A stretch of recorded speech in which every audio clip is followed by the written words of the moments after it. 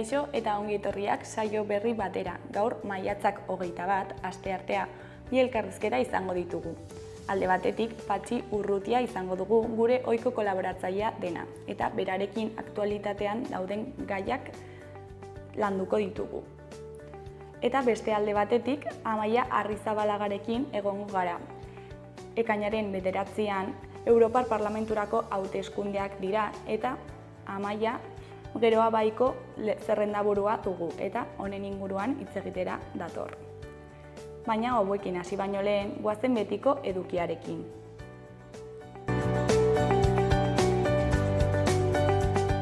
Goazen orain gaurko efemerideekin. Gaurko egun batean, 1935ean, Jamaikako Falmouth hiriko portuko langileek greba hasi zuten eta protestak herrialde osora zabaldu ziren. Urte batzuk geroago, 1937an, Habana ontzia atera zen Santurtzitik. Gerratik ihes zihoazen 3.840 euskal haurrekin Erresuma Batura. Egun berean baina 1978an, langile eta ikasleen ekintza batzordea eratu zuten 78ko maiatzeko matxinadan beren ekintzak koordinatzeko. Eta bukatzeko 1980an Pac-Man bideojokoa kaleratu zuten Japonian.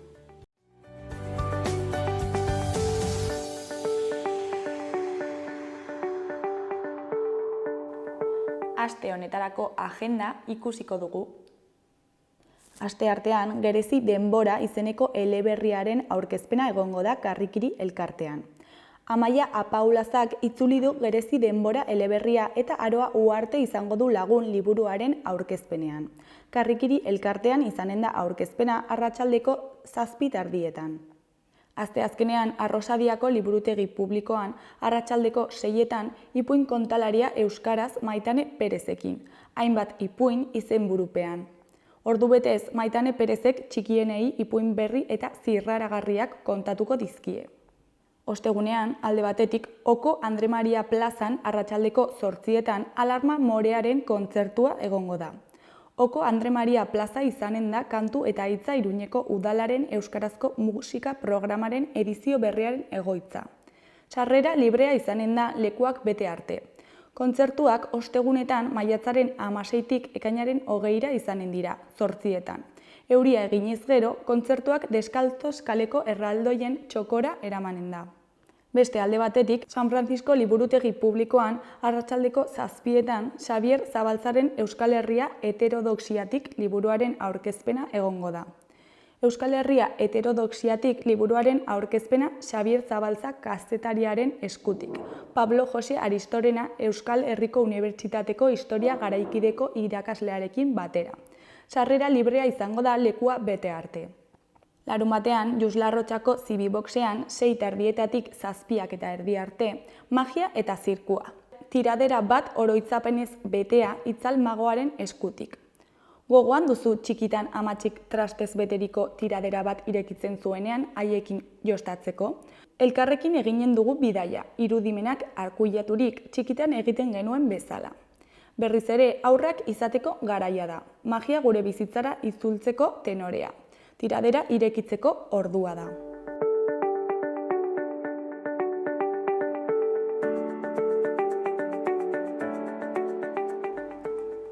Ikus dezagun gaurko egunkarien azalek zer dioten. Diario de Notiziasen titular nagusian, nazioarteko zigor auzitegiko fiskalak Netanyahu atxilotzea eskatu du. Ustezko gerra eta gizateriaren aurkako krimenak leporatzen dizkio. Israelgo defentsa ministroari eta Hamaseko 3 karguduni ere eragiten die aginduak. Horrek ez gaitu geldiaraziko, erantzun du Israelgo lehen ministroak. Argazki nagusian, Palestinako kausaren jarraitzaileek genozida leporatu diote Netanyahuri manifestazio batean. Beheko berrian, Nafarroan desgaitasuna baloratzeko batez besteko itxaronaldia urtebetetik gorakoa da. Hori koloreko berrietan, alde batetik, osasuna agur bat prestatzen ari da Arrasateri, hau Mallorcara joan aurretik. Beste alde batetik, Erriberriko gazteluaren, inguruaren eta lorategien distira islatzen du liburu batek. Eskuineko berrietan, batetik, CHEk ez du posible ikusten esako gorakada 2027an amaitzea. Bestetik, erron aurkitu dute desagertutako erromesaren gorpua. Jarraian, Mileik errefuxiatu egin du Sánchezen aurrean barkamena eskatzea, eta gatazka diplomatikoa areagotu du. Gainera, hasi da oztoporik gabeko Sarasate pasaleku baterako ideien lehiaketa. Bukatzeko, Ibarrolak altxatu duen bulegoak ez du baimenik. Diario de Navarraren titular nagusian, desgaitasuna duten nafarrek salatu dute ez dela betetzen balorazioa egiteko epea. Batez besteko itxaronaldia 12,3 hilabetekoa da, legeak ezarritako 6 aldean. Aparkatzeko txartel berriagatik eta baremo berriagatik eskaera andana dago. Argazki nagusian, Sarasate pasalekua dugu. Titularrean, atzerakada Sarasaten. Hirukoak PSN-ren babesarekin ez du jada plataforma bakarra eskatzen, eta zuhaitz guztiak mantentzea ere. Eskuineko berrian, Iranek istripu bati egotzi dio herrialdeko presidentearen heriotza. Goiko berrietan, batetik Luis Arbea eta bere etsipen zoriontsua. Bestetik, mediku falta dago Tuterako ospitalean. Bukatzeko, Lasso bere bigarren buruz buruko finalaren aurrean. Gara egunkariaren titular nagusian, Hagako Auzitegiko fiskalak Netanyahu atxilotzeko agindua eskatu du. Nazioarteko zigor auzitegiko fiskal buruak atxilotze aginduak eskatu ditu Israelgo lehen ministroaren eta bere defentsa ministroaren aurka. Hamaseko 3 buruzagirekin ere gauza bera egin du. Ezkerreko berrian, Bizkaiko sektore publikoko langileen hautaketa, zalantzan. Beheko berrietan, alde batetik euskal eragileen erreferentzia bateratua hurbilago. Liburutegi nazional baten lana izan beharko luke, baina horren faltan eusko ikaskuntzak eta euskal autoritateen lankideak atzo aurkeztu zuten autoritateak.eus. Euskal autoreen erreferentzia bateratu bat eraikitzeko oinarriak ezartzen dituen proiektua. Beste alde batetik, Euripean eta poliziak blindatuta, zuzi olimpikoa Ipar Euskal Herrian izan da. Arraunlariek, surflariek, errugbilariek eta beste hainbat kirolarik atzo zuzi olimpikoa eraman zuten Ipar Euskal Herrian. Berriaren titular nagusian, Netanyahu atxilotzeko eskatu du nazioarteko zigor auzitegiko fiskalak.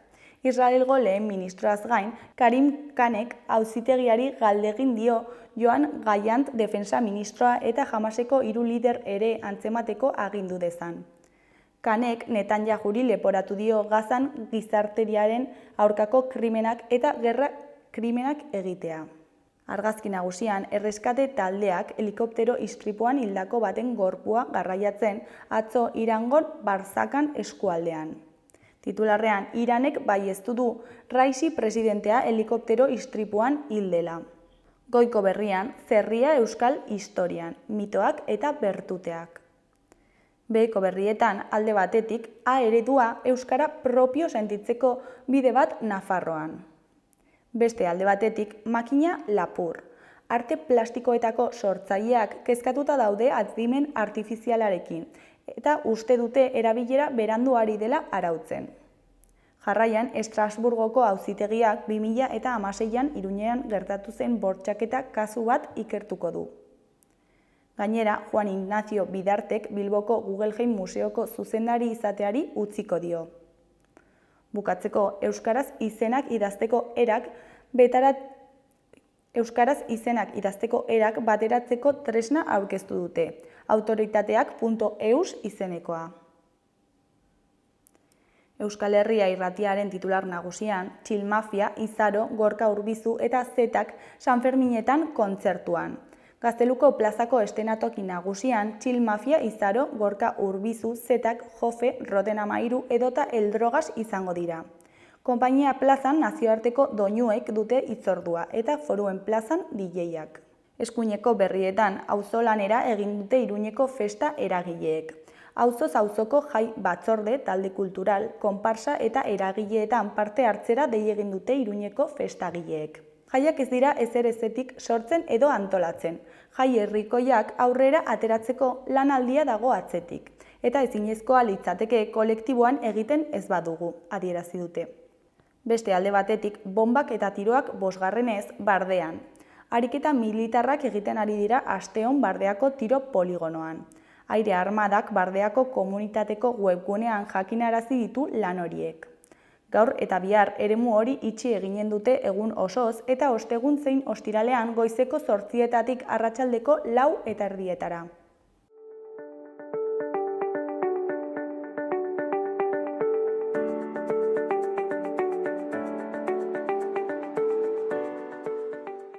Kaixo eta ongi etorriak gaurko lehenengo elkarrizketara, oraingoan Patxi Urrutiarekin gaude. Kaixo, zer moduz?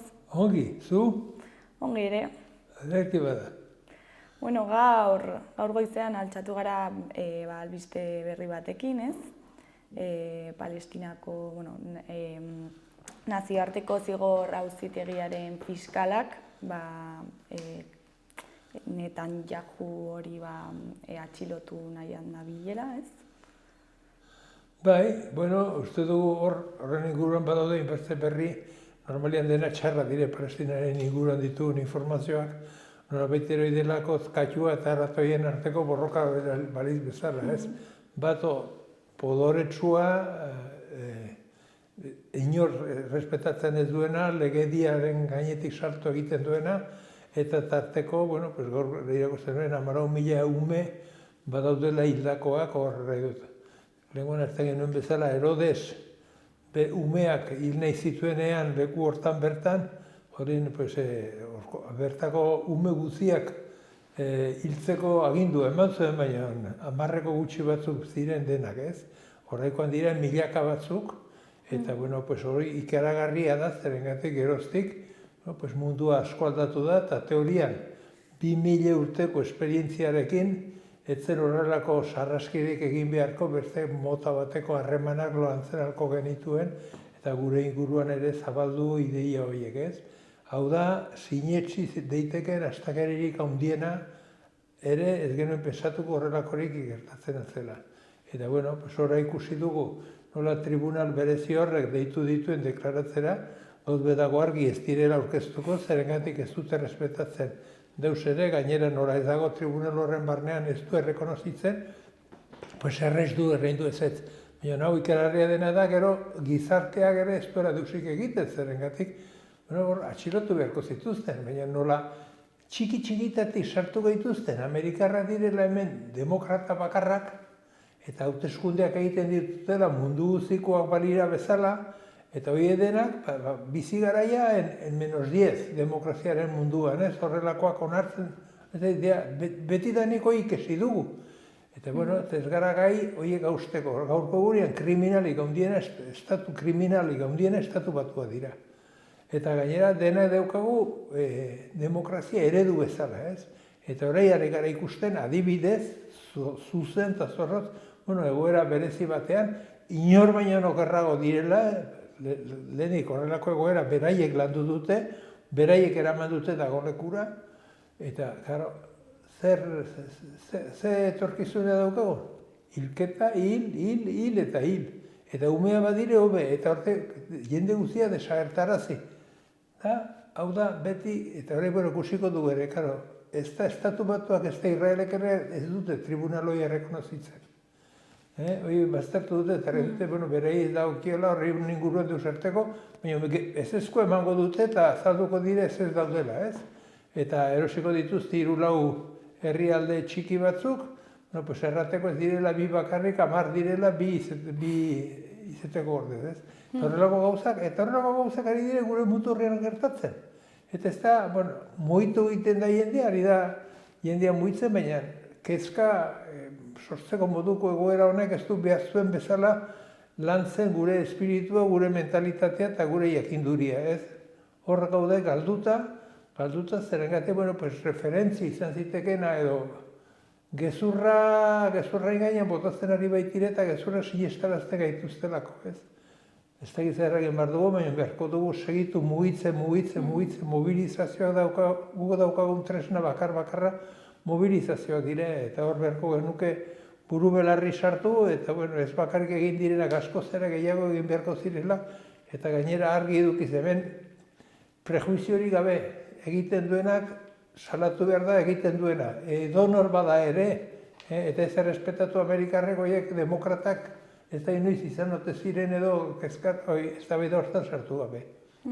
Eta badirudi, hasi dira, ja ziren mugimenduak, herri mugimenduak honen aurka, baina orain badirudi pixkat gehiago, ez? Bai, ez da aski, inork ez denuen espero Israel horrelako jarrera hartuko zuenik, eta Estatu Batuarrek horrelako jarrera hartzen duen herrialde baten alde geldituko zenik. Ez di sinetxia zen horrei dela 8 hilabete, ezin genuen pentsatzen, inork ez zuen pentsatzen horrelako egoera batean izango ginela zerengatik, hau ez da gizatasunik gabeko zerbait da, honek ez dut buruik ez belarrek. Eta, dene pentsatzen genuen, horrelako egoera batean, errespetua, eskubideak, nolabaitera izango ziren minimo batzuk errespetatu egingo zirela, ez? Hoi izan da, eta gero harpatu gaitu dene izango aldatuarekin, ez? Golpie kanbiau.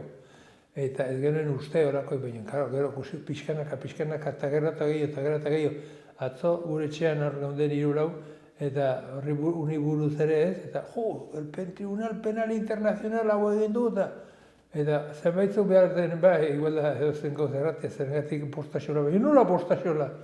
Ez dute deus errespetatzen, eta gero kusinuen gauean, ez zela, Estatu Batuak ez zeudela hor sartuak, tribunal horren menpe, ez zeudela gotzor tribunal horretan sartuak, ez? Eta hala da, baina nola daiteke gizon ospetsu bezala leku guzietan, mundu guzien ibilki dena, hainbertze 14,000 ume hilta gero. Claro, Herodesen izin ziren 6. Eta pensazu, Biblia ze garrantzia ematen dion. Eta pensazu hemen 12,000, zer da, hau ez? Eta, claro, mugitu, baina, lehenbiziko momentuetik behar genuen mugitu eta askoz ere forteago. Horaia indarra galdu dugu, ez dugu deus aprobetxatu, baina hala eta guztiz ere, irten bide bakar bat bakarrik dagoela da bakearen alde borrokatu, eta bakea inposatu. Eta azkenean bakea inposatzen aldugu jende bakarrak ere, gara kaleko jendeak, eta hor geren burua argitu, ikusi, zer dagoen ikusi, zeu nolako ondoriak. Nire interesgarri duritzen zait, tribunalunek egindako adierazpenak hor bere idatzian ze gauzak erraten dituen, nola umea goze ziltzen ari diran, nola ez da izerda, nola baitere salaketa eta desprestigio handi batek hartzen du Israelgo gobernuaren aurka ez, baina hala eta guztiz ere ez da nahiko, eta, inondik ere ez da nahiko, zerengatiko beharko zen, gaurti beretik, lehenbiziko minututik gelditu, eta, gero ikusi zer egiten zen, baina horrela bai ez dela segitzen. Baina, ere ezakiterria ari da, kaminatzen, hasi dira akampada gehiago baita ere. Nafarroan tradizio handia dugu beti solidarioak izan gara, internazionalistak, eta sensibilitatea handia izan dugu hainbertze gai sozial eta politikoetan, hortan nik uste dut beti normalean aprobatu zahol batean edo ibilki gara, ez?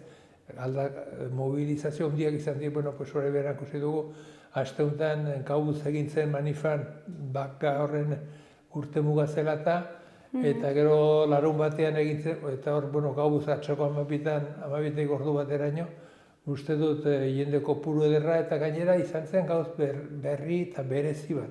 Eta ni uste dut hau dela azpimarratu beharra derrigorrez. Eta da, hainbeste jende gazte bat zegoen. Institutotan kanpaina egina zuten eta nabaritu zen.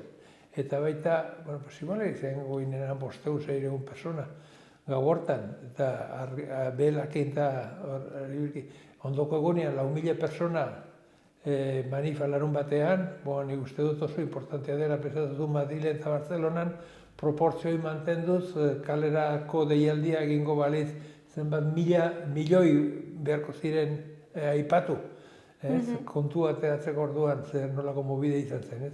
Baina nala eta guztiz ere, 4.000 persona uste dut Iruñu batean oso gauza importantea, eta hor ere nabaritu zen jende gazten presentzia. Badago hemen beste zenbait jendek hartu dutena bere gain deialdiak egiteko ardura eta hor parte militantea egiteko zerbait, eta hori nabaritu da azkeneko, eta hori pozik egoteko zerbait dago, baina bakarri da gure poza ez dela oso, ez da inondik ere oso eskasa dela, baina berzek segitzen dutela hori hil, eta ez dakite zertaz ari diren hiltzen ere.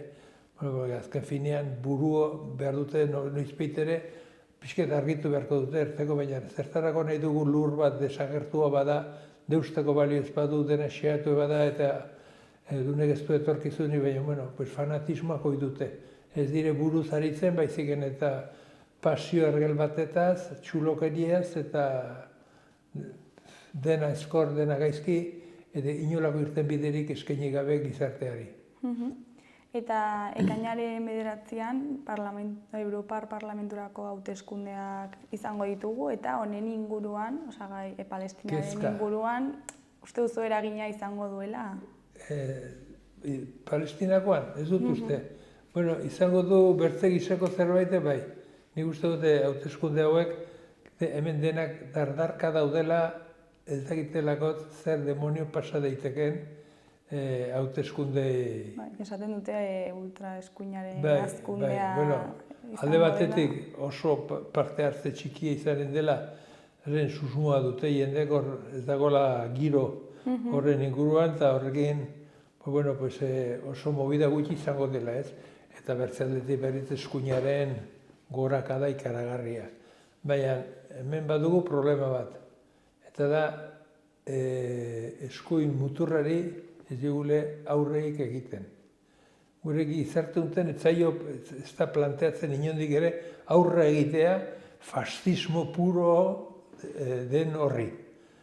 Fascistak, baina egiazkoak. Argentina, Frantzia, Italia, Hungria, hainbertzen lekutan gauza berdina gertatzen da, fatxak dabiltza kontrolpean eta fatxak ari dire aurreratzen abiadura hondi. Baina ezin daitekena da Espainiako telebistan egiten zena. Egun osoa telebistan, hemengo fatxak. Baina nola egiten aldute horrelakoa propaganda, publizitatea bueltan badare hoien alde. Baina nola egiten alda, egiten aldire gauzak hain geizki. Zer, baina egun osoa ez da baidan, kezi presidente Sánchez egin du, ez da izerta gero, nola da, Voxekoa? Abascal. Abascal goiti, Abascal baiti, Argentinako goiti, zu, hauek ez direin garrantzitsuak horrela zuek hemen programazioaren lauete giru eskaintzeko hauai, baina zer da hau? Eta, karo, horrelakoak egiten direle gero horren ondorioak, eta gainera hemen jakin behar dugu, historia pixke jakin behar dugu.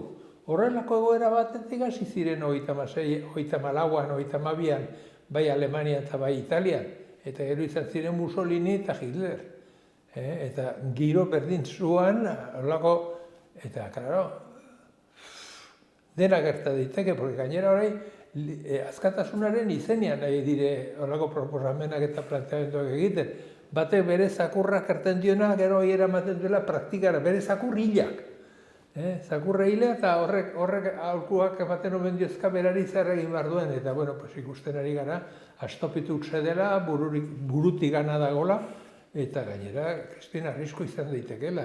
Eta,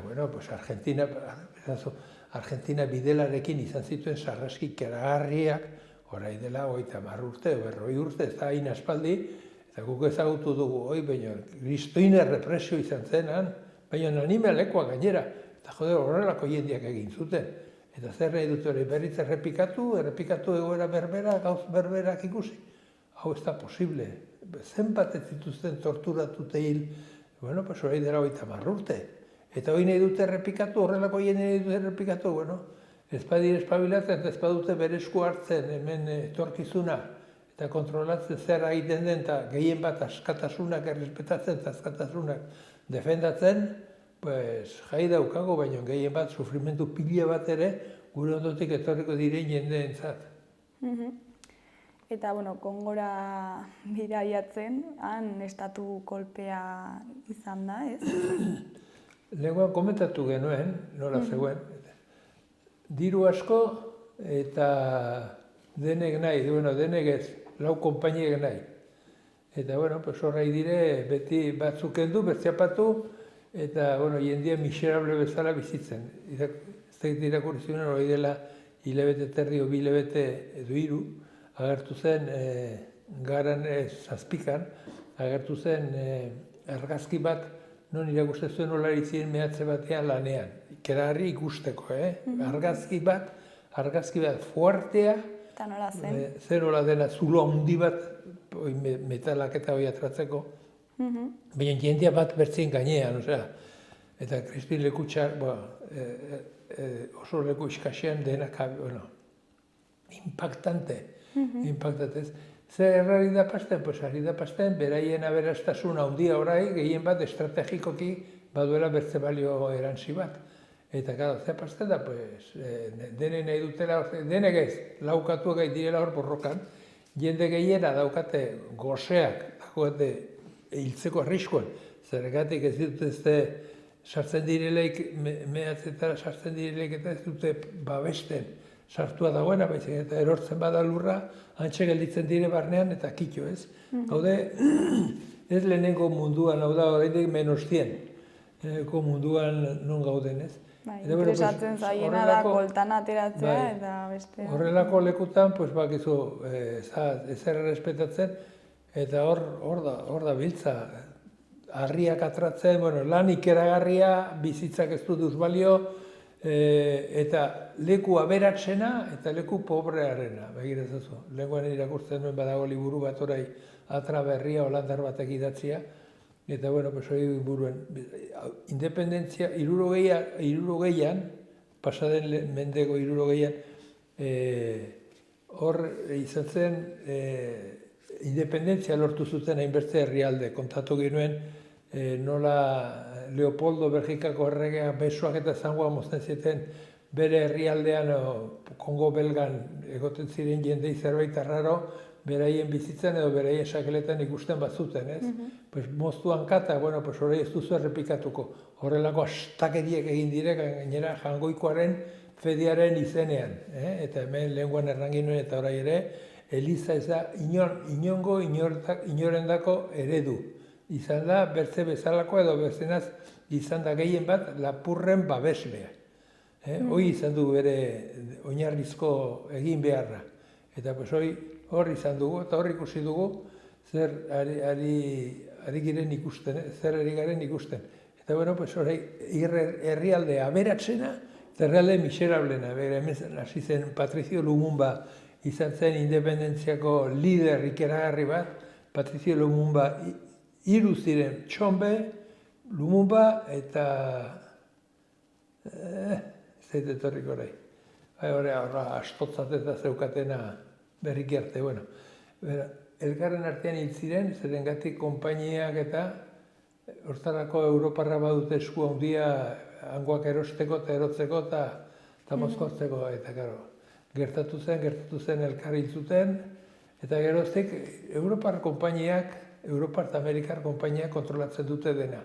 Eta hoi inportzaile gauza bakarra, baina beraie badakite, edo erraten dute, o sinesten duten ez gezurri izan ere, beltzek ez dutela animarik eta ez dutela deusen beharrik, bakarrik biziraun beraien negozio, beraien bizkarra egiteko, ez?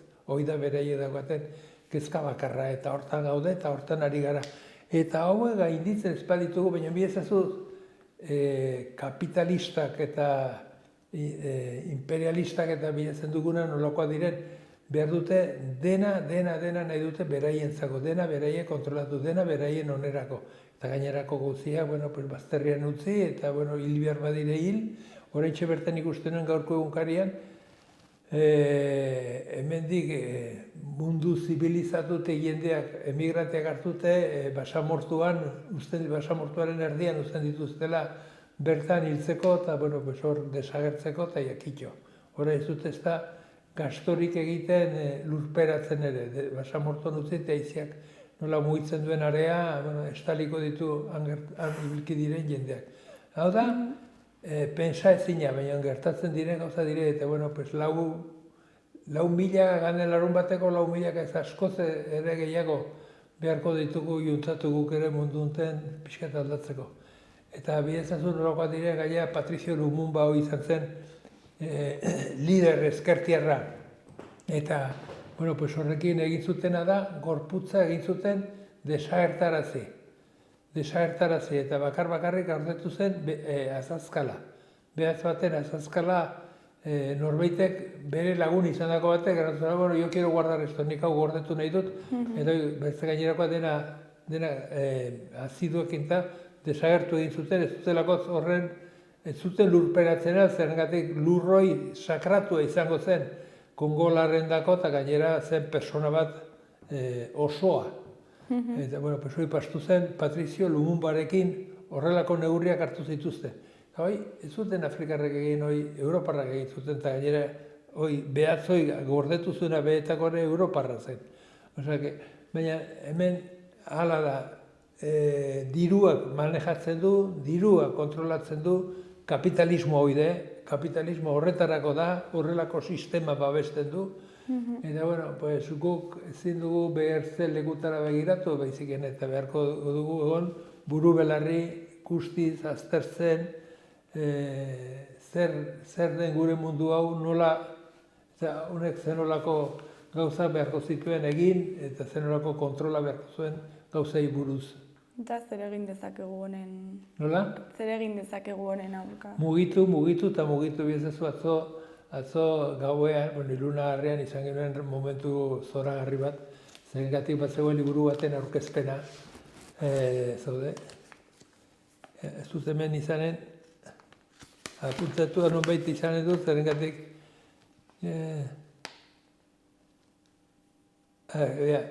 palabras contra el olvido.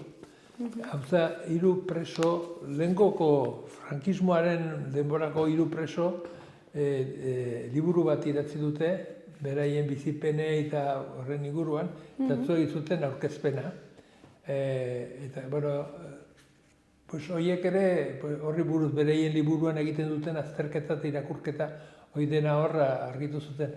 Eta erten zuten gauza, huts egin dugu, zeren eta guk espero genuen hemen irautza ez da egin inondik ere, zenbait lorpen izan genituen txikia bat ziren ere, baina hemen dago gauza bakarra ikusten da dela borroka eta borroka.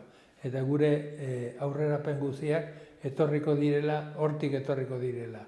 Nik konbidatzen du liburu hau irakurtzera, zergatik, oso entretenigarria ere omen da.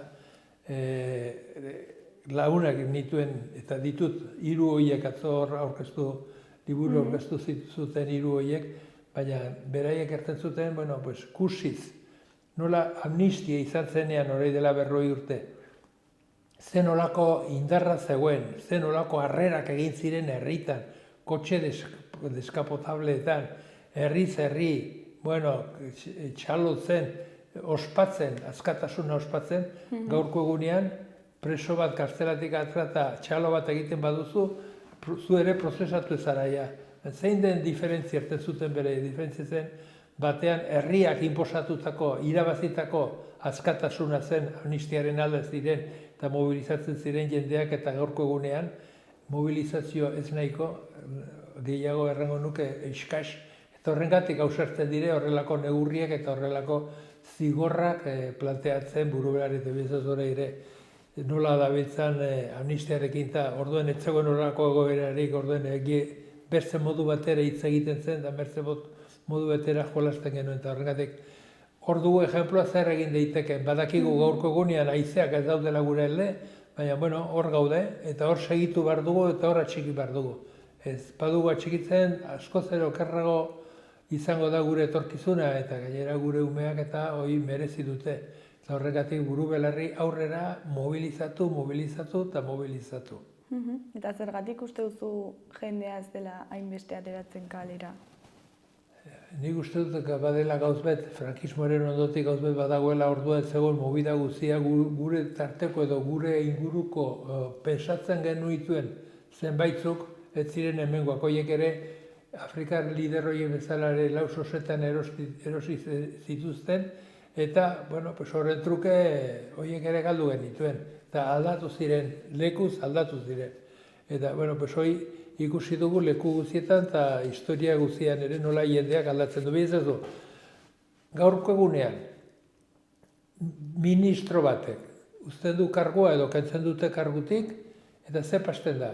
Sartzen dute ez nolako konpainian, egun 1.000 euro urtean, konseio administrazio batean parte hartzeatik. Zer du horrek zer du jakinduri berezi bat edo zer horrelako prezioa jartzeko horren lanari, ez? Ez, hor gertatzen dena da, nahi dituztela hauen morroi izan, beraien aberastasunak, beraien trampa, beraien gezurra, beraien lapurretako denak mantentzeko, eta horretarako dituzte hor, babes bezala, eta hoide puertas giratorias deitzen den hoi delitu ikeragarri bat da, zerengatik ari dire lapurtzen, gizarteari lapurtzen ari dire, eta gizartearen den ondasuna erabiltzen ari dire, prezizki gutxi batzuin sakela betetzeko, eta gero, zenbait konpainiei babes eskaintzeko momentuan, momentu zailetan edo momentu desberdinetan, edo beraiek zer pasten da hori Iberdrolarekin, somos la energía más poderosa de España, ez zer eraten zuen atzo horko burua, ere negu. Eta gara, zertan ari gara, hortan ari gara, dena biltzen gutxi batzuendako, denak bere politikari guzti babesten diote, gara, erresa da hemen, trampa inez hemen hor nahi aberasten da. Eta trampara ari dire goizetik atzeraino, eta, puertas giratorias ate biribilak, horiek horrela diren biztertien ez dago aurrera pausurik emateko aukerarik. Horiek agintzen dute eta horiek Europan gertatzen da. Europako jende jakintsuak eta zentzuzkoak eta dira. Eta hor dago gure Josu Jon Imaz ere hor buru belarri sartuen mundu porkeri hortan, ez? Eta gero, nondik datoz orai adibidez Argentinako estapito horrek erraten ari dena. Komunismoa, sozialismoa ez da izer dagoela hemen. Zer da komunismoa eta zer da sozialismoa eta zer da hemen daukaguna.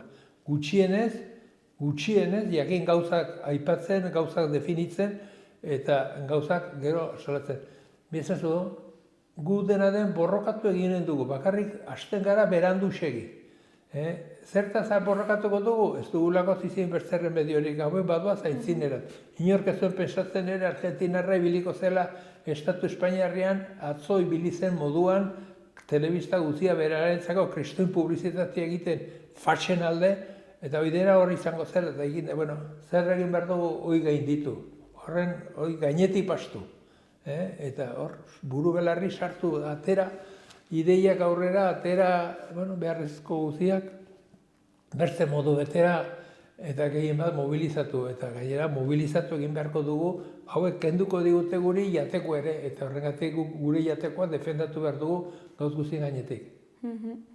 Eta, beste landu nahi genuen beste gai bat, duela hilabete batzuk gertatu zen bortxak eta hori, baina ez dena... Geixo uste dut, bi urte igual, izango da bai. Hereneguk uste dut periodikoan hitz egiten zutela Iruinen gertatutako bortxaketa bati buruz. Zer pastu zen, bi neskatera ziren buelta matera, eta bi mutilekin ostatu batean hasi ziren solasean, eta ez dakite gehiago. Bakarri biharamunean agertu ziren etxe batean, erdi biluzik, markatuak, eta hasi ziren mugitzen, eta salaketa jarri zuten.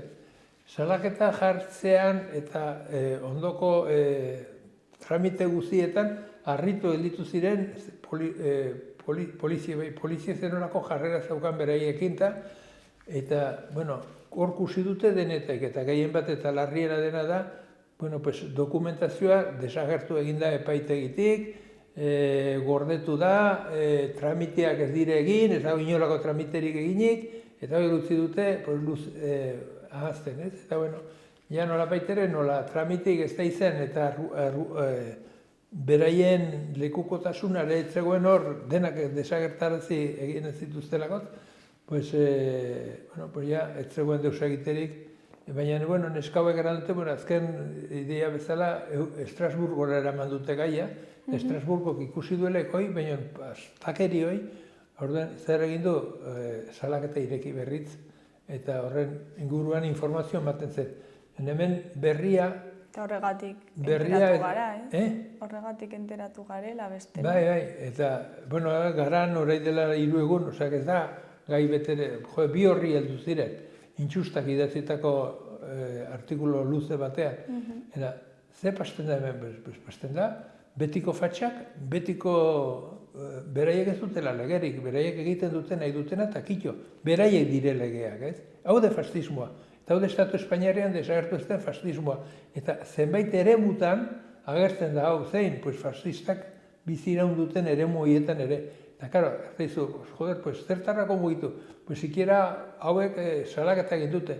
Eta, bueno, pues ja jakiten, gainera horreia etzaie epaitzen al. Gehien bat izaten aldute isun bat, zergatik, bueno, pues itxita dago prozedimendua. Ez dakit nik metodoien nola diren, baina, bueno, horretzen zuena. Eta, baina, nola daiteke horrelako zerbait pastet, hemen ez dela deus pasten. Ez dira atera eran ez ere Guardia Zibila edo hoi izen daitekena, Guardia Zibila ez polizia ustu zela.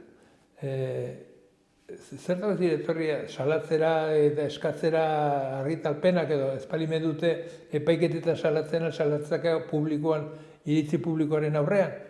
Bueno, pues hemen bizigarenekoan eta eskerrak mugitzen garela. Pensa datzu nola egongo ginateke espaginen mugitzen, ez? Torrengatik nik konbidatzen dut beti jende guztiak ateratzea kalera, mugitzea, irakurtzea, sentsuzko gauzak ikastea, hoi denak egitea beti pausoka guk ere behar dugu gure mugak jarri ongi eta hauei beren eremu fatxa hoi kendu eta aurrera egin zerengatik hemen demokrazian oinarritutako zerbait dago orai hitzare ebatzi nahi digute fatxa hauei, baina bueno, ez diegu eman behar, ez diegu utzi behar, buru belarri sartu behar dugu demokraziaren alde eta demokrazioa da denentzako beharrezkoa da. Ez neski gutxi batzuentzako bakarrik.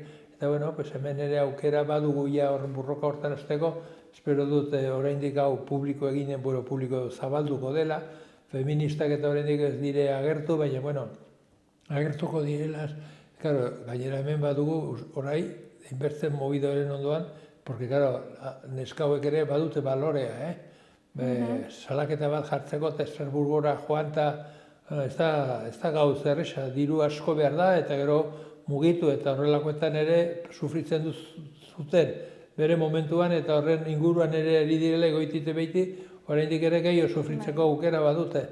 Horregatik buru belarri mugitu eta solidaritate, ez dago besterik. Eta, bueno, ja bukatzeko etxe bizitzen gaiari buruz zengo dugu. Berriz hor dugu etxe bizitzen arazoa eta ez dago, etxe bizitza da konstituzioak erraten du beharrezko zerbait dela, eskubide, Estatu Espainiar guztiko jendeak eskubide hori daukatela, etxe bizitza izateko daukatela. Baina, hoi, delegatua dago gure gizartean espekulatzaileei. Espekulatzaileen esku uzten da. Eta espekulatzaile zer egiten dute? Pues atratzen dituzte paperak, atratzen dituzte kontuak eta horrelako eginez, niretako 10. Eta horrelako eginez, niretako 5. Zein hartzen dut 10? Eta orai, gozalduko dut zinegotzi batekin, eta 5 hoi konpontzeko, gure hor izateko. Eta gauzak ezin dire horrela egin. Hor, egin behar den lehenbiziko gauza da, ze beharra diren. Guazen azterketa bat egitera, ze nolako beharra diren. Eta gauz bakar bat aipatuko dut. Zenbat metroko izan behar du gaurko etxe bizitzak. Zertaz, ez du berdin balio 50ko etxe bizitzak edo eguneko etxe bizitzak.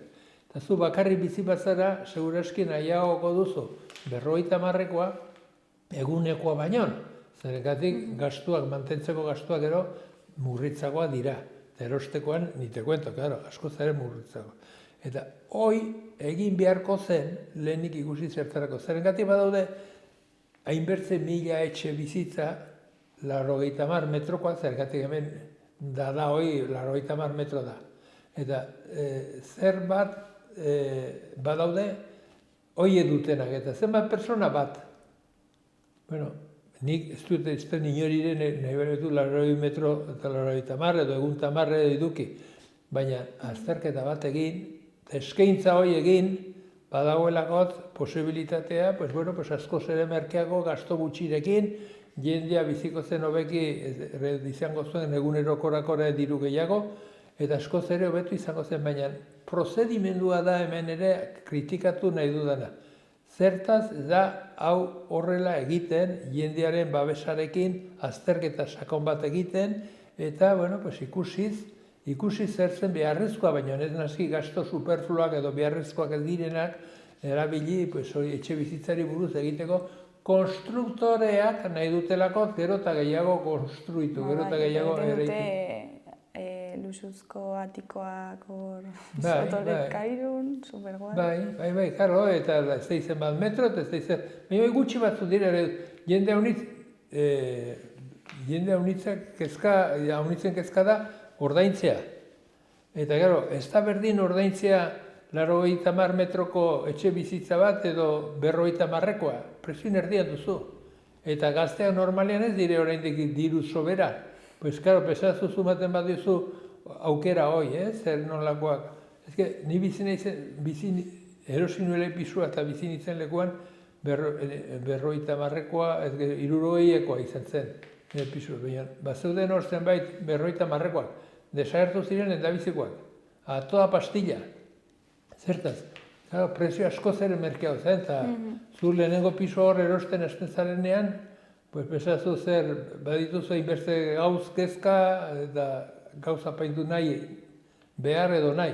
Eta, horiek egiterakoan, aukero hori balin baduzu, pues bueno, asko zero gero ikusiko duzu, 30 urten buruan ere egoera aldatu egin bada, bueno, pues beritze aldaketa eta egin dezakegu gauza alduta bertzeat erosi edo, baina bilatu, baina, konstruktoriak erraten dute hau, gauza bertze modu batera egin behar dire, eta nik ez dut ikusten, inorri irakurtzen, periodikoan ez dut ikusten, hor jende agertzen denik, horren gauza hauen inguruan, bere iritziak aztertzen, eta gehien bat, bueno, jendeari begira, antolatzerako orduan, zen olako etxe bizitzak egin behar diren, edo zen olako plan urbanistikoa egin behar den, zeregatik Nafarroan bai, arazo handi omen da, baina badire milaka eta milaka etxe utzi daudenak. Osak, gauzak ez dira inerrex. Baina, bueno, bilatzen balin bazen, bertzetan egin behar, denetan egin behar dena eta inon egiten ez dena, inbertze gauzetan jendearen onura bilatuz, jendearen eskubideak errespetatuz, demokrazia sakon bat maitez. Bueno, hor egongo gara, ezkerra oide, gauza horietaz horrelak eskatzea. Eta hor egongo gara, behar den denbora guzia, eta azkenean zorionez hor balin bagara gauzak beste modu betera egingo dire. Gaur igual pikin bat atateko ditugu, baina honetzi gehiago. A ber, ze behar da berrikuspen bat horren inguruan. Ze horrela, orain dauden bezala gauzak, gazteak gutxienez ezingo dugu erosi etxe bizitza. Gazteak behar duze hasi mugitzen, eta gauzoiek irakusten, azaltzen, jendeari zer pasten den, eta salatzen, konstruktoria zer bilatzen duten, eta ez bali me da negarrik iten, hemen ez da jendeak ez dutitik harpatzen, Bai. Eta gainera gu, hasten garela orokorrean orain lanean beranduago ikasketak dela medio. Eta gainera dira garestiago. Eta gainera, teorian prestakuntzarekin. Gara, pastutu zain bertze urte ikesten, ara edo eta prinsipioz zain bertze abilezia badituzue, bertze guk izan ez genituenak, ez? Bueno, suposatzen direnak. Bueno, baina ukitu ditugu... Nik uste du, denbora, hori ja pastutugu ratatxo bat hemen guztura. Bueno, ondo segi, Patxi. Bale, eta beste bat arte. Hori da. Bale, pues, agur. Agur.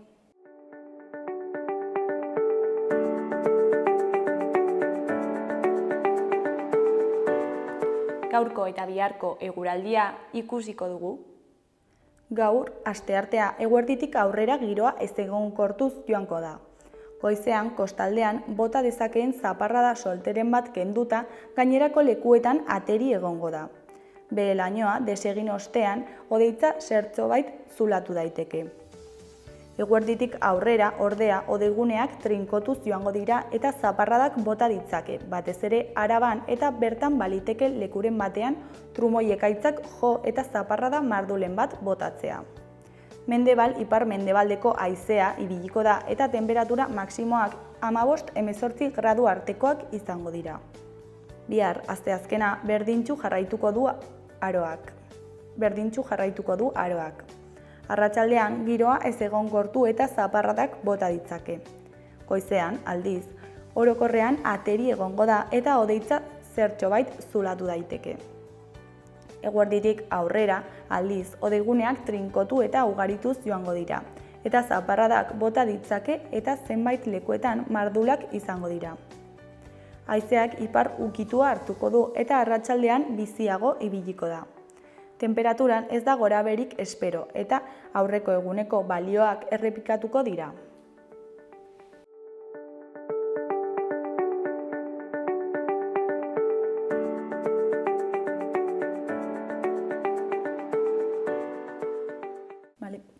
Kaixo eta ongi etorriak gaurko bigarren elkarrizketara, oraingoan Amaia Arraizabalagarekin gaude.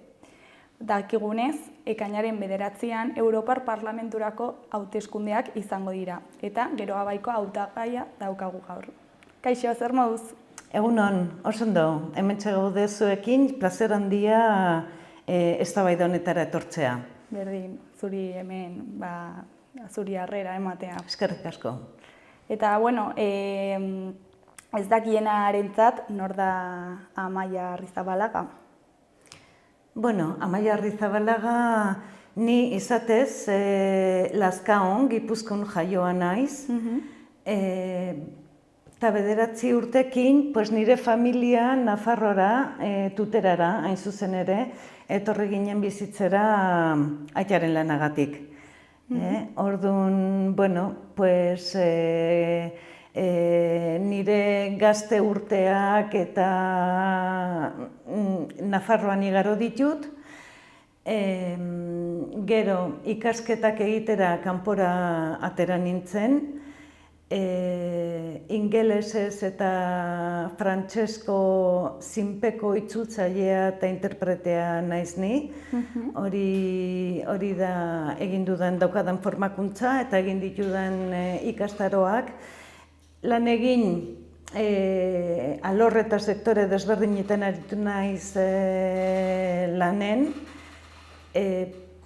Politikan sartu aurretik kultura alorrean lan egin izan dut. Ekitaldi eta festibalak antolatzen, kontratazio artistikoa, nazioarteko artisten kontratazioa egiten, hain zuzen ere.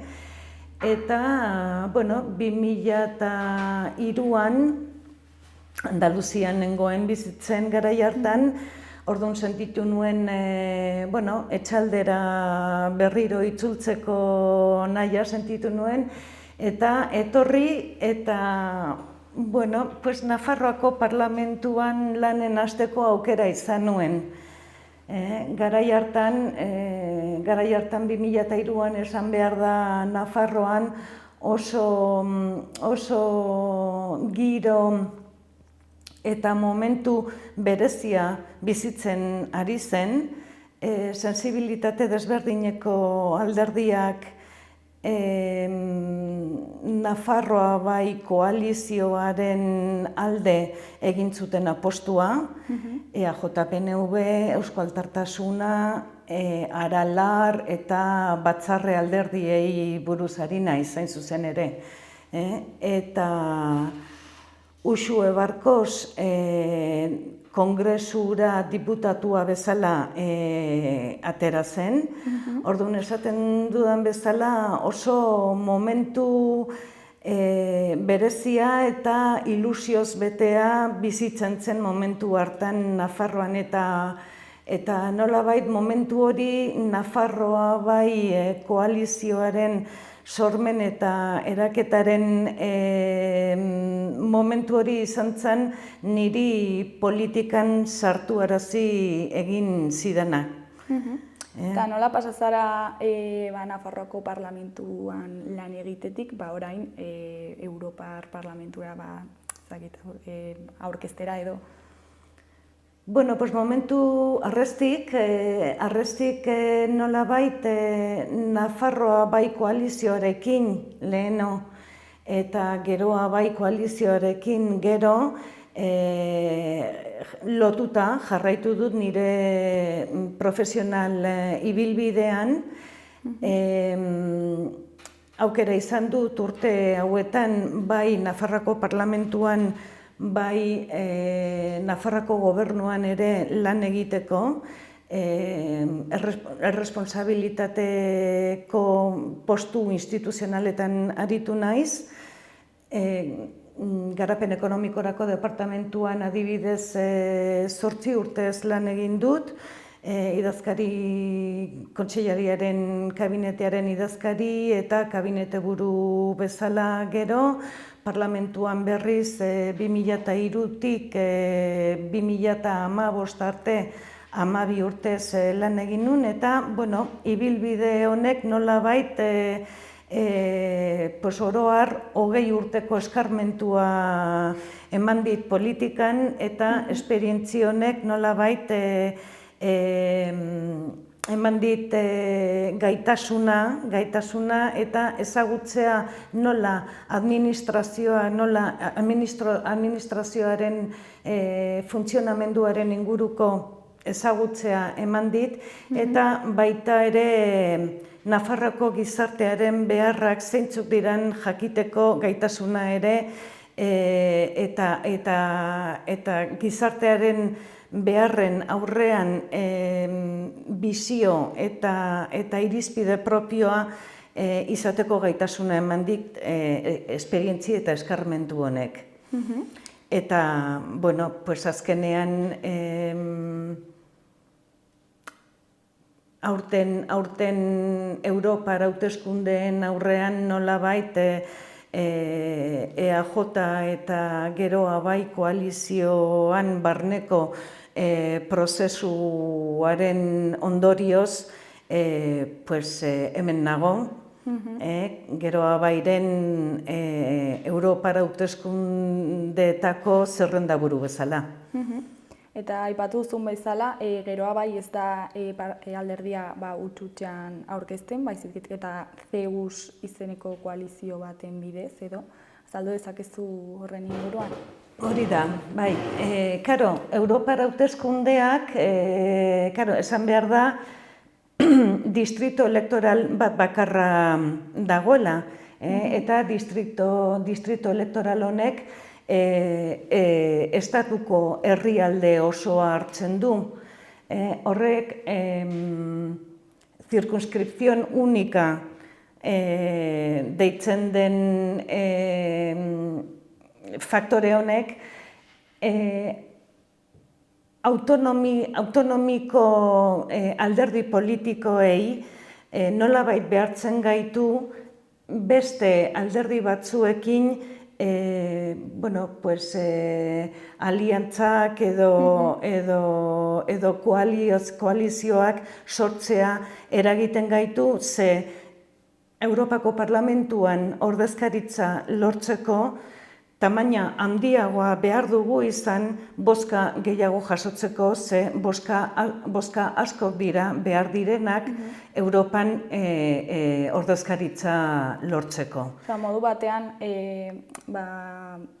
egoera honek edo egiteko modu honek onura ematen die partidu handiei, ez? Alderdi handiei. Eta horregatik egin behar duzu koalizioa, ez? Horregatik. Nolabait, estatu mailako bi alderdi nagusi baditugu eta ezagutzen ditugu Espainiako estatuan. Hoitaz aparte, autonomi desberdinetan gabiltzan alderdi txikiagoak ordezkaritza lortu nahi baldin badugu eta guk ordezkatzen dugun herrialdeen ahotsa Europara eramateko egin behar duguna da tamaina handiagoa lortu behar dugu. Hortarako behar dugu elkartu eta koaligatu beste gure egoera berdinean dauden alderdi batzuekin. Gure kasu hontan CEUS, Europa Solidario baten aldeko koalizioa izeneko koalizio barruan goaz gu, Europar hauteskundeetara, eta koalizio hontan Geroa bai koalizioa osatzen dugun alderdiok gaude, hau da EAJ-PNV, Atarrabia taldea eta Geroa Sozial Berdeak ere, eta gutaz gain Koalizion Kanaria eta PI izeneko alderdia Protesta per les Illes Balears izeneko beste alderdi bat dago organikoki Zeus koalizio barnean. Egia da, hemendik aurrera, hemendik hauteskundeetara kanpainan zehar beste alderdi eta beste espero dugu bai Galiziatik, bai Kataluniatik beste atxikimendu garrantzitsu batzuk ere jasotzea. Hor lantzen ibili gara, harremanetan ibili gara, bai Galizian, bai Katalunian, nolabait ordezkaritza izateko, Zeus barruan ordezkaritza izateko, ez da posible izan dugun epe legalean atxikitasun horiek lortzea, baino, badakigu kanpainan zehar atxikimendu horiek emango direla, bihar adibidez Madrilera goatz, Zeus koalizioaren aurkezpena egitea, hor Zeus koalizio barruan gauden organikoki osatzen dugun alderdiok manifestu bat sinatuko dugu eta ikusiko dugu eta aukera izango dugu kanpainan zehar hemendik aurrera beste atxikimendu batzuek ere lortzeko. Eta zeintzuk dira Zeus koalizioak Europar Parlamentuan aldarrikatuko dituzten balio eta helburuak? Guk aldarrikatzen dugun helburu nagusiena Europa sendoago, handiago eta demokratikoagoa bat izatea eta lortzea da. Hori da funtseskoa. Hortaz gain, beste Zeus koalizioa osatzen dugun alderdiak denok nolabait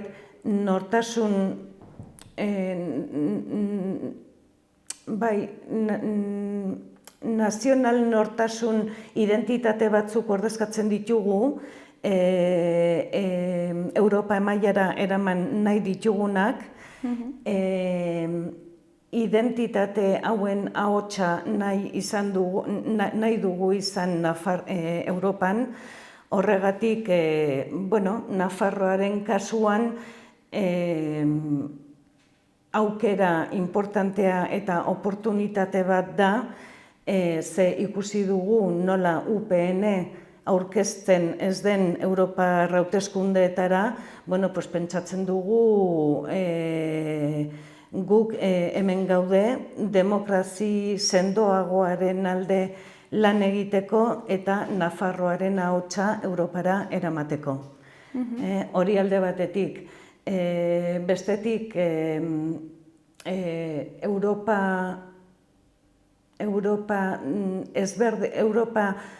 ezberdintasunaren aldeko Europa handiagoa eta sendoagoa aldarrikatzen dugu ere. Badaude beste korrente eta alderdi handiagoak nolabait uniformizazioaren bila dabilenak, gu alde nortasun eta identitate eta beste berezitasun txikiagoak nahi ditugu aldarrikatu eta ordezkatu Europan. Orduan, Europaren aberastasuna, dibertsitate eta ezberdintasun hori besteak beste dela pentsatzen dugu. Eta, azkenik, Europa nolabait, Europak lehiakortasun, Europa lehiakorra,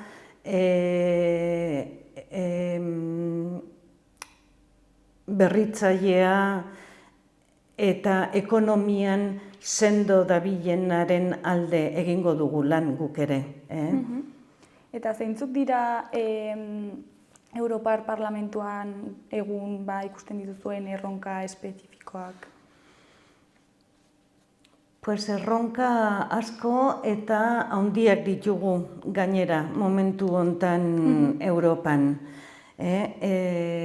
Besteak beste, bueno, pues esan dezagun energia, gerra edo pakea eta segurtasuna. Hori da gaur egun Ukrainian gertatzen ari denarekin Europan dugun urduritasun handienetako bat, ezta? Gainera, bakea da, Europa batasunaren oinarrietako bat, ez? Hori da.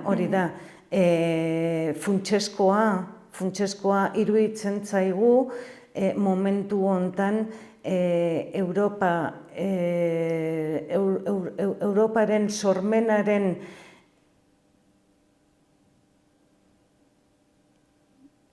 kontuan izan ziren balioak nolabait berriro gaur eguneroko egoerara ekartzea, defendatzea, indartzea eta aldarrikatzea. Hori Europar sormenaren funtsezko balioak izan behar dira gaur egun ditugun erronkei aurre egiteko eta erantzuna emateko giltza, eta Europan egin behar dugun eta bultzatu behar ditugun politikat nolabait funtsezko balio horren oinarrituta izan behar dira.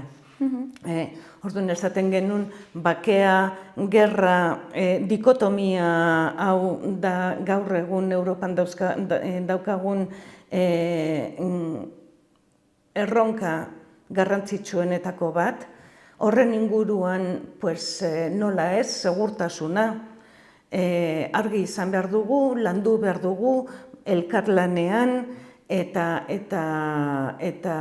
elkarrizketa ireki eta egitarau batekin zen nolako segurtasun eredua nahi dugu izan.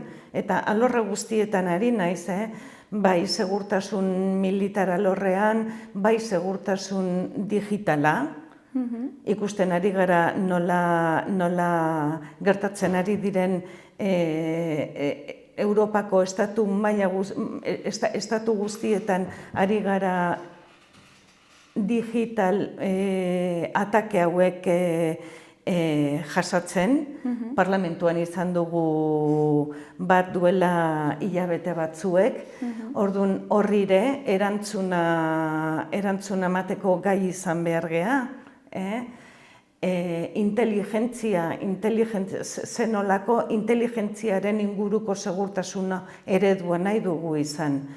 Hori alde batetik, nola ez, energia da beste erronka oso garrantzitsua, eta zenolako energia eredua nahi dugu izan. Transizio energetikoa nolabait izan behar da aktibitate ekonomiko berri baterako eremua izan beharko litzateke, ezta? Baina oso aldi berean importantea da bai subiranotasun eta energetiko autonomia lortzea ere importantea da. Besteengandik dependentzia hori ez izateko. Energia mailan ere, energetiko pobreziari aurre egiteko neurriak eta politikak egiteko gai izan behar gera. Hor ere, beste erronka importantea, ekonomia nola ez. Ekonomiak ematen gaitu nazioarteko tableroan nolabait jokatzeko gaitasuna eta sendotasuna. Orduan garrantzitsua da ekonomikoki ere Europak nolabait azken urteotan erreferentzi galtzen pixka bat ahultzen joan den erreferentzi hori berreskuratzea. Beste erronka importante bat, migrazio politikak, nola ez. Migrazio politikaren inguruan eztabaida sakona, irekia eta lasaia izatea beharrezkoa da, ze ezin dugu jarraitu orain gaur egun daukagun egoeran, ez da? Pertsona migratzaileak nola ari diren Europara iristen egunero, eta ez gara momentu hontan erantzun bat emateko gai izaten ari. Eta konkretuki azkeneko gai honetan zer da proposatzen duzuena? Eta igual ere asilo politikoaren inguruan?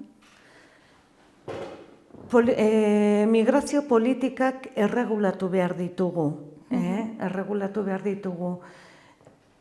Zeus koalizioa migrazio politikaren inguruko akordio berri baten alde egiten du apustua. Duela gutxi Europan migrazio politiken aldeko akordio bat sinatu da, gure ordezkaria, Izaskun Bilbao, den abstenitu egin da, akordio honen aurrean,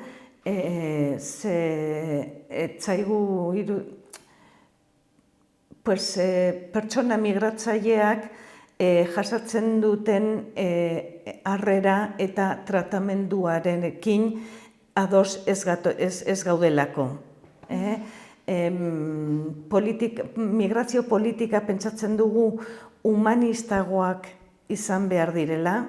Lehen aipatzen genitun Europa Fundazio eta Sormeneko balio horiek nola berreskuratzea nola importantea eta beharrezkoa den, eta gure iritziz migrazio politiketan beharrezkoa da balio horiek nolabait jartzea eta oinarri izatea balio horiek migrazio politikak diseinatzeko momentuan. Nolabait Europako estatuak erresponsabilitate handiagoarekin jokatu behar dute migrazio krisi honen aurrean, pertsonei harrera pertsona bezala merezi duten harrera eman behar zaie, ezin ditugu tratatu zenbakiak izango balira bezala, ez da kasua ez gatoz bat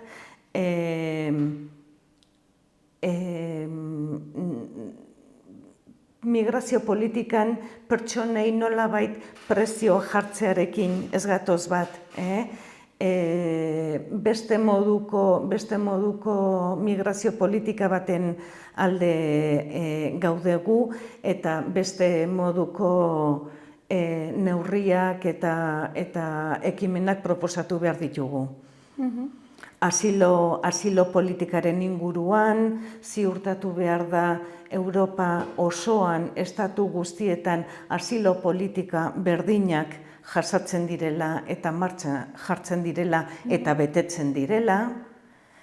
Eta, badugu programan 160 neurri alorre desberdinetan eta kanpainan zehar nolabait esplikatzen joateko aukera izango dugu. Eta zer proposatzen duzue zuek herritarren eguneroko bizitza hobetzeko? Aipatu ditugun erronka hauen barnean politika egokiak diseinatzea, garatzea eta martxan jartzea pentsatzen dugu Europar herritar guztien eguneroko bizitzan eragin handia duela. Hortaz gain,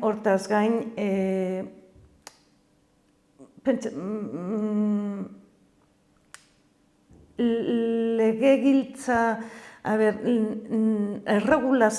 erregulazioa eta lege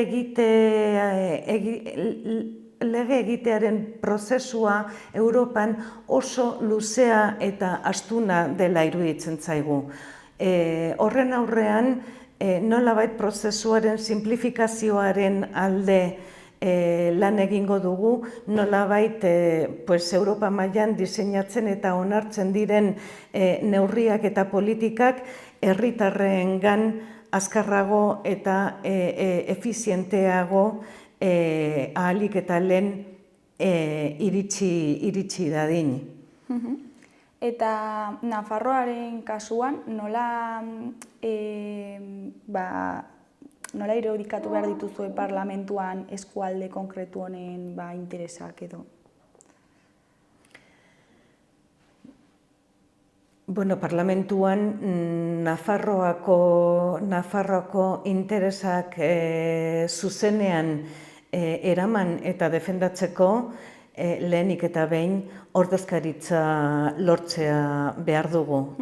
Hortarako eskatu nahi dugu Nafar herritarrei datorren ekainaren 9an bozkatzea joan dezatela, ze oso importantea da gure asuntuak zuzen ordezkatzea nahi baldin badugu, ordezkari hori lortzea.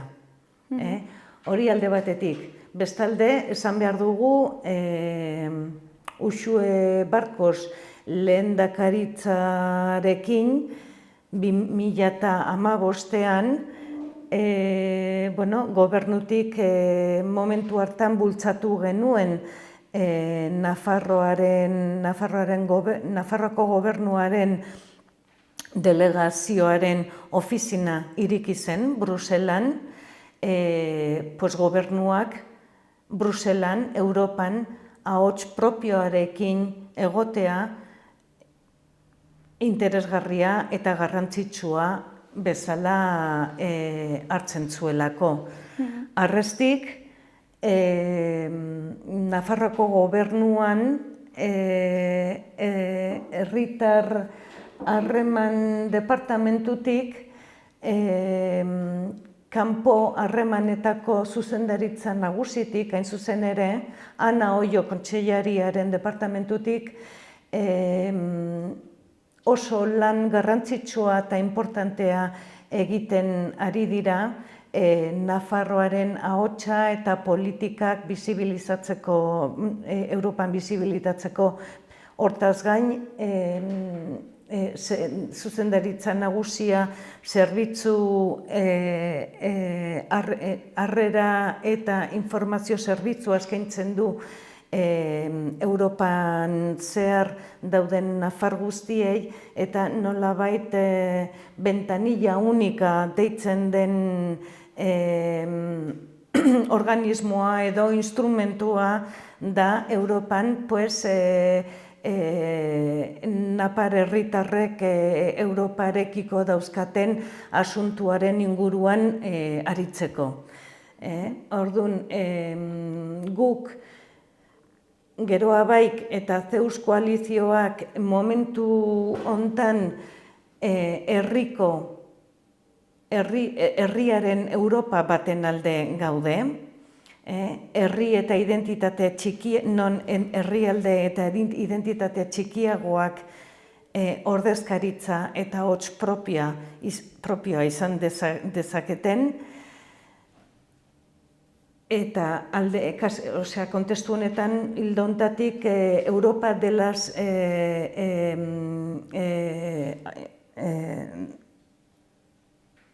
Comité de las Regiones. Comité de las Regiones izeneko organo hortan ari gara paper eta politika garrantzitsuak bultzatzen. Baita herrialde arteko kolaborazioa bultzatzen eta sendotzen, hor gaude Euroregion euro herrialde Akitania berria, Euskadi eta Nafarroak elkarrekin gaude, baita Comunidad de Trabajo de los Pirineos, hor garrantzitsua da herrialde arteko kolaborazioa eta elkarlana sustatzea eta sendotzea. Hor maila hortan sentitzen dugu guk gure ahotsa eta gure mezua eta politikak bultzatzeko eta erakusteko gaia daukagula. Eta ikusi dugu azkenaldian ultraeskuinaren gorakada bat, eta badago horrela beldur bat hauteskunde hauetan gorakada hori nabaritzea, ezta? Nola egin planteatu duzue honi aurre egitea edo? Pues egia da, Europa ultraeskuinaren mehatxua jasotzen ari garela momentu hontan. Pasaden asteburu hontan ikusi dugu hain zuzen ere Espainian ospatu den konbentzio ultraeskuindar indarren konbentzio edo kongreso hori. Argi izan behar dugu ultraeskuineko indarrak nolabait euren estrategia Europarekiko aldatu egin dutela.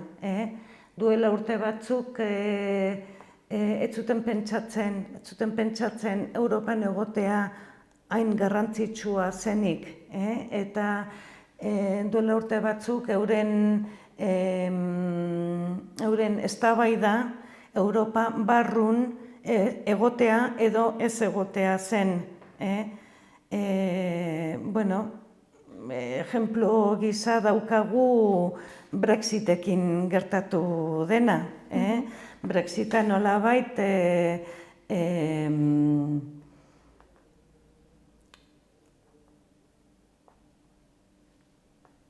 ultraeskuineko indar batzuengatik bultzatuta izan da, eta orain daukaten egoera erabat arrisku handia eta pobrezia eta iluntasuna besterik ez dute ikusten. Orain zerbitzu publikoak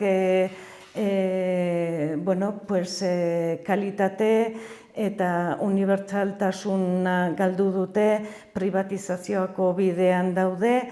Orduan, hor daukagu zer gertatu daiteken ildo hortatik uzten baldin badiegu alderdi hauei gero eta indar gehiago izaten. Ez dago beldurra igual Europar batasuna desagertzeko zorian egotea edo? Modu batean edo bestean, indar hauek nahi dutena da Europar proiektua ez sendotzea. Ahalik eta indar gutxien izatea Europar proiektuak. Baina, komentatzen nuen bezala, ikusten ari gara nola estrategia aldatu duten, lehen barrun egotea edo ez egotea zen eztabaida, zaukaten eztabaida. Orain konturatu dira Europan egotea zer nolako inportantzia duen eta zer nolako garrantzitsua den, baina orain finkatu duten estrategia da Europa okupatzea eta konkistatzea da orain daukaten helburua. Orduan, garrantzitsua da eta guk demokratikoki jokatzen dugunok daukagun baliabidea bozkatzea joatea da. Horregatik behin eta berriz gogorarazi nahi dugu ze inportantea eta ze garrantzitsua den hauteskunde hauetan bozkatzea joatea. Gu normalak deritzon alderdiak edo Europan sinisten dugunok ez gaude hain mobilizatuak, badaramagu azken urtean bueno, pues hiru hauteskunde prozesuak, ez da, eta ja, pues, nahiko nekatuta gaude. Orduan, Europar hauteskunde hauen aurrean nolabait desmobilizatuta gaude, eta nik eskatuko nioke jendeari minutu bat hartzeko, pentsatzeko ze importantea den ekainaren 9an bozkatzea joatea. Begira eta ikus dezatela nola ari diren ultraeskuin indar hauek mugitzen Europa mailan, eta gu ez baldin bagea joaten, eurek erabakiko dutela ze Europa egin nahi duten. Orduan, funtsezkoa eta beharrezkoa iruditzen zait, behin eta berriz aldarrikatzea, bozkatzea joan behar dugula, guk gure moduko eta guri dagokigun Europa egiteko. Bai, dirudi urruneko gauza bat izango balitz bezala, ez? Eta jendea igual oso urrun ikusten dituela hauteskunde hauek, eta horregatik igual ez du Badirudi urrun gelditzen zaigun gauz bat dela, baina ez da horrela.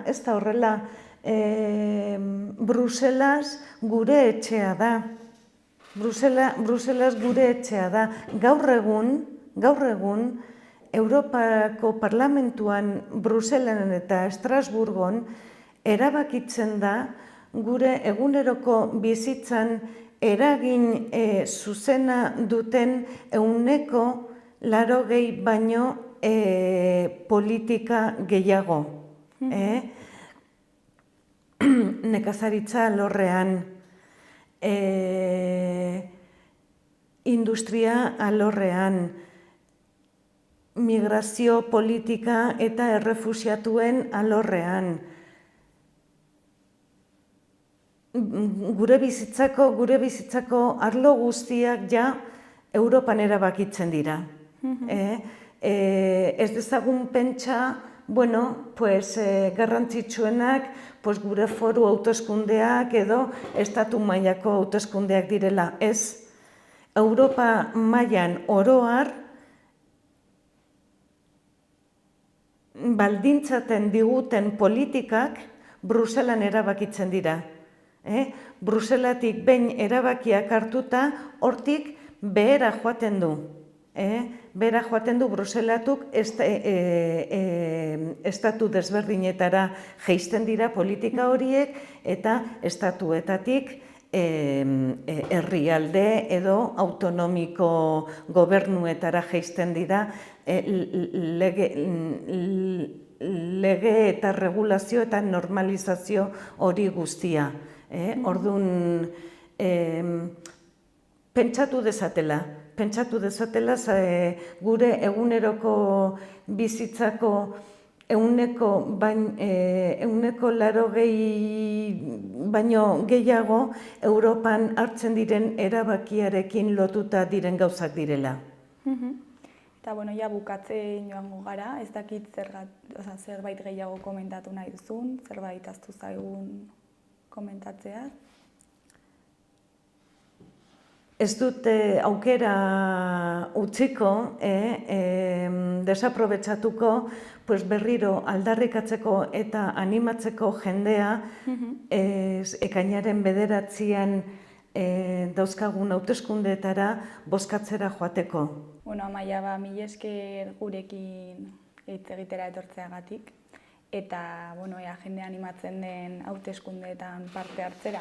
Eta zorte hon hauteskundeetan. Oso ondo, eskerrik asko zuei, plazer bat. Ondo segi, agur. Eskerrik asko.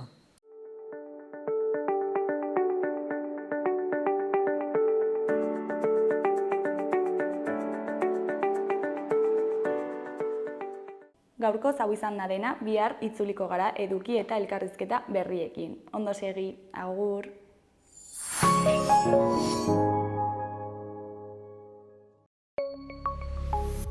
Gobierno de Navarra. Nafarroako gobernua.